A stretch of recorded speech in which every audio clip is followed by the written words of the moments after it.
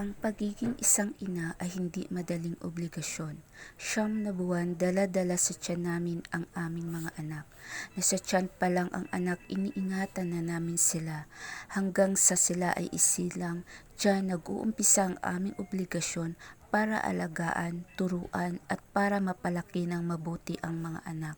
At pag nagkasakit na ang anak, diyan nanghihina kaming mga ina.